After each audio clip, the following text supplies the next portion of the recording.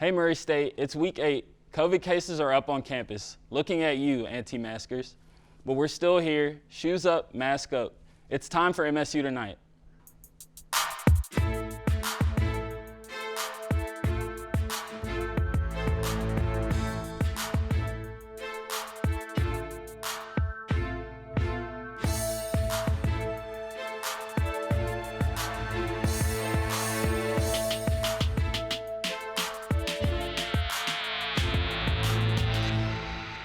Welcome to MSU Tonight. I'm Nick Jackson. Tonight we will be checking in with Michelle Panchuk from the MSU English and Philosophy Department. And maybe she'll stick around to play a little game. Right now it's time for Hot Topics.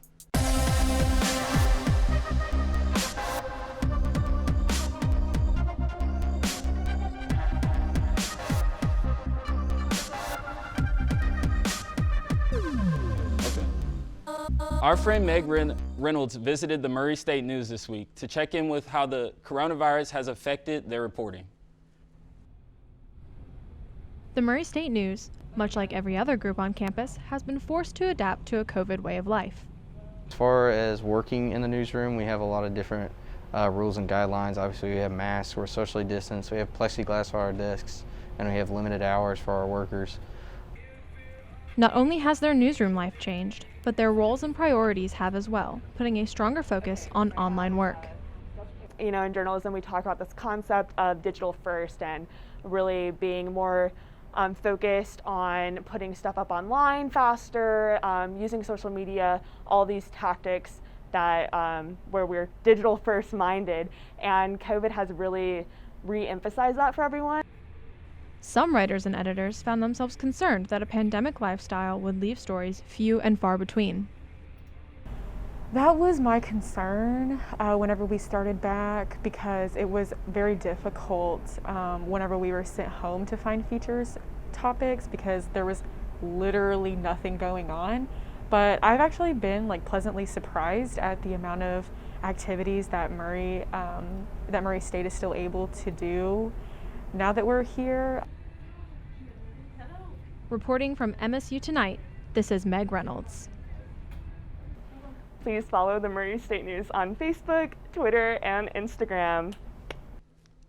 After the spring season and March basketball was cut short, we finally have a return date to look forward to. The Division I Council has set the first games of the season for November 25th. Let's hope this big return to normal can happen safely, not just for the mental health benefit, but also the impact on the economy. That's going to do it for Hot Topics. Don't you dare change the channel. There's more to come on MSU Tonight. We'll be right back.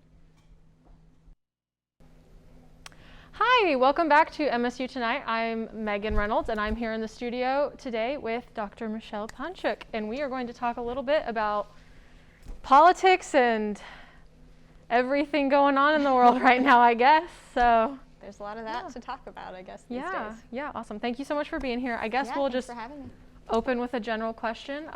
So what are your thoughts on the political climate as it stands at the moment? What are my thoughts on the political climate as they stand at the moment?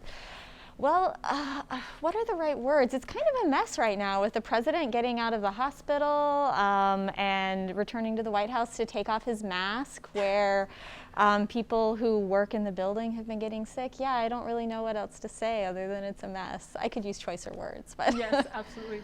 All right, so as the general election is coming up, and election season has been kind of ramped up for a while now, but we're really getting in gear. We're less than a month out for the election. What are your hopes for the election? What are my hopes for the election? Well, Biden is by far not my favorite candidate, but given that he's the candidate that we have, maybe the candidate that we deserved rather than the one that we hoped for, I am hoping to see him win in the general election. And probably after that, my second biggest hope would be to see Mitch McConnell ousted in Kentucky and get Amy McGrath in his place. So those are my two biggest hopes right now. Awesome. All right, and then getting into the nitty-gritty of the questions. So with RBG's passing, a lot has come up in terms of feminist activity. A lot has come up in, she was a very big advocate for separation of church and state. Mm-hmm. So bringing in Trump's, nominee, who is literally part of the organization that like influenced The Handmaid's Tale, right? Do you have any fears about what she could bring to the table? Yes, I do. Not directly because of her religious affiliation, though I do have some concerns about that. My concerns are more based on the claims that she's made about what she would do in certain sorts of situations. So, for example, she's on the record saying that where civil law violates divine law, that she would recuse herself from a particular case. And I think that should be pretty troubling, because I worry that if she's committed to, if this doesn't turn out to, if it turns out that the Constitution doesn't give me reason to interpret this in accordance with my faith, then I'll have to be off the case. I'm worried that that provides too much of a motivation to find a way to interpret it so that it aligns with her moral commitments rather than what's necessarily best for the American people. Not that she would do that consciously, but I think these sorts of subconscious biases could be a real problem. That, together with her stance against marriage equality and other things like this, yeah, I do have some pretty strong concerns. Do you think the nation is kind of at danger of losing separation of church and state? I don't know that I would say that we are in any greater danger of losing that than we ever have been.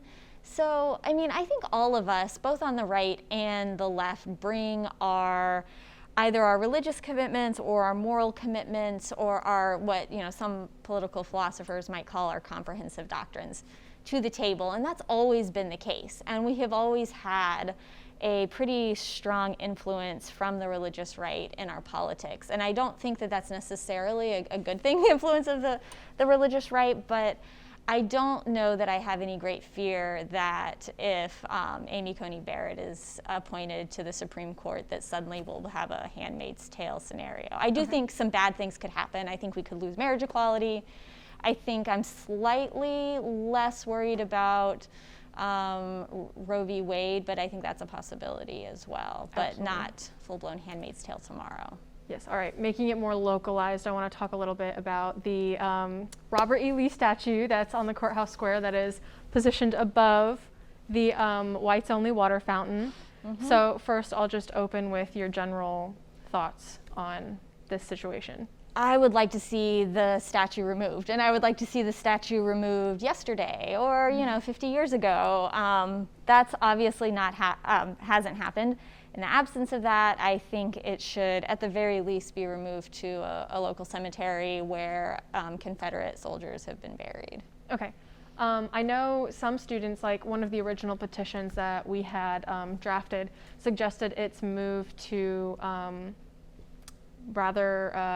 museum. Oh, rather. And what would your thoughts on that be, if that was something that maybe they ended up coming to instead of the cemetery? I would be fine with it in a museum. In fact, I would probably, in general, rather that it be in a museum rather than in a cemetery where it continues to serve as a memorial.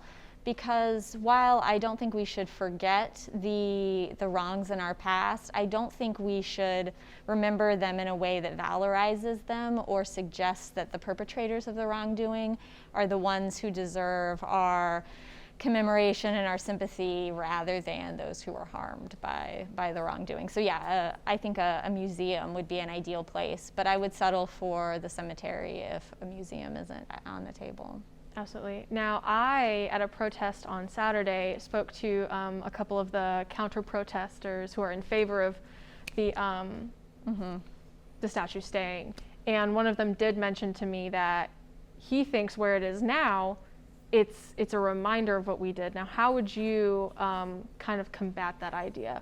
What would you bring up to them that is proof that it is not, a reminder, like where it is a memorial, it's valorizing it? How would you bring that up?